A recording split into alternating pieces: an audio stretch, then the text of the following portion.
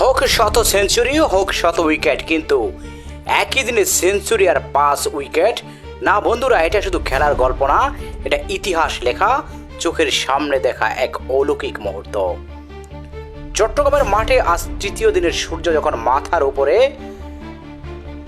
একজন মেহেদী হাসান মিরাজ ব্যাট হাতে জ্বর তুললেন। স্টেডিয়ামের প্রতিটা গ্যালারি তখন শুধুই চিৎকারে মুখর, মিরাজ মিরাজ। তিনি করলেন শতক, সেঞ্চুরি, কিন্তু খেলা তখনও শেষ না। বল হাতে ফিরে এলেন তিনি যেন বীর ফেরত যোদ্ধা, এবং একে একে নিলেন 1, 2, 3, শেষ পর্যন্ত 5 উইকেট।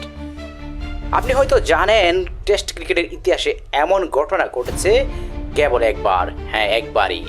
1984 সালে স্যার ইয়ান বোথাম, ইংল্যান্ডের কিংবদন্তি অলরাউন্ডার, সেই থেকে আজ পর্যন্ত কেউ পারেনি এমন কীর্তি করতে। এবং আজ 21 বছর পর বাংলাদেশের ছেলে আমাদের মিরাজ সেই ইতিহাসে নিজের নাম লিখে ফেলল সোনার খালি দিয়ে। 2 নাম, 2 ইতিহাস, স্যার ইয়ান বোথাম এবং মেহেদী হাসান মিরাজ। এটাই তো গর্বের মুহূর্ত, এটাই তো ইতিহাসের গল্প।